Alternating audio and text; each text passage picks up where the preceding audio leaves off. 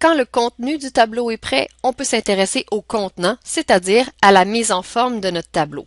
Pour faire la mise en forme d'un tableau, on va sélectionner la zone qui contient tous les éléments du tableau, y compris les titres de colonne. On va ensuite aller dans l'onglet Insertion, section Style, le bouton Mettre sous forme de tableau. Excel nous fournit ici une liste relativement complète de styles qu'on peut appliquer tel quel plutôt que de tout faire à la main. On peut aussi s'en servir comme d'un modèle de base pour faire des changements par la suite. Supposons que je choisis celui-ci. Excel va me demander où se trouvent les données de mon tableau. J'ai présélectionné la zone, donc je n'ai rien à changer de ce côté-là. Je laisse cocher la section Mon tableau comporte des entêtes parce que mon tableau en comporte. Ce sont les titres de mes colonnes et je dois l'indiquer à Excel pour qu'il puisse appliquer la mise en forme adéquate. Je valide avec OK et j'ai maintenant un tableau mis en forme dans lequel il reste toutefois du travail à faire. Première chose qu'on peut remarquer, il y a des petites flèches dans les titres de colonnes. Qu'est-ce que c'est et à quoi ça sert? Quand on clique dessus, on se rend compte qu'il est possible de trier les données dans cette colonne-là et on peut aussi filtrer, à savoir mettre certaines données uniquement. On peut le faire pour toutes les colonnes. Dans le cas qui nous intéresse, c'est pas pertinent parce qu'on a fait un tableau, on veut pas enlever du contenu, on veut que tout soit présent, mais ce serait possible de le faire si jamais l'envie nous en prenait. Cela dit, ça serait intéressant de se débarrasser de ces petites flèches-là et c'est possible de le faire. Encore une fois, pour y arriver, on va sélectionner la zone de tableau au complet. Dans l'onglet Outils de tableau, Création, section Outils, il y a un bouton qui s'appelle Convertir en plage.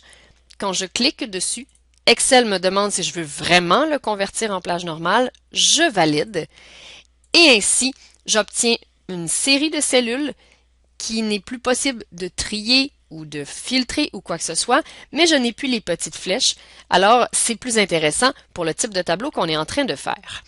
Maintenant, ce qui nous reste à faire, c'est peut-être de centrer les colonnes pour que ça soit plus élégant et évidemment de rajouter un titre global à notre tableau.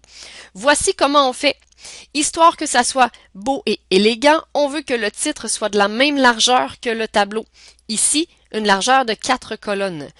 Pour que ça soit également beau, on veut que le titre soit centré sur les 4 colonnes. On va donc se créer une méga cellule, à savoir les 4 cellules qui vont contenir le titre, on va les prendre et en faire une seule grande qui va contenir notre titre. Pour y arriver, on va utiliser le bouton, si je tasse un petit peu, le bouton donc fusionner et centrer. Excel a pris les 4 cellules sélectionnées, en a fait une grande à la place, c'est ce qu'on veut. Dans cette cellule-là, on peut aller écrire le titre, donc répartition des unités en fonction de la variable.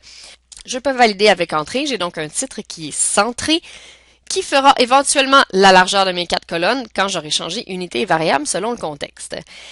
Justement, si votre titre est trop long pour rentrer dans l'espace des 4 colonnes que vaut votre tableau, sachez qu'il est possible, si on place le curseur entre 2 lignes, d'augmenter ou de diminuer la hauteur de la ligne au-dessus du curseur. Ça va nous permettre de faire apparaître tout le texte. Aussi, si votre texte est trop long, c'est bien d'élargir la colonne, mais s'il est trop long, il va déborder sur les côtés. On va régler ce problème-là en sélectionnant la cellule et en faisant un renvoyer à la ligne automatiquement. Ici, l'effet n'est pas visible, je vais donc vous le démontrer sur une autre cellule. Supposons que je rapetisse la colonne D, on voit que le texte est centré, mais qu'on ne peut pas tout voir. Si je renvoie à la ligne automatiquement, Excel m'a non seulement mis mon texte sur 2 lignes de manière à ce qu'il soit visible dans la largeur de colonne que j'ai demandé, il m'a aussi augmenté la ligne. Des fois il le fait, des fois il le fait pas. Ça se peut que vous soyez obligé de manuellement augmenter la hauteur de la ligne, mais c'est toujours possible de le faire. C'est ce qui complète la vidéo sur la mise en forme de tableau et l'ajout d'un titre.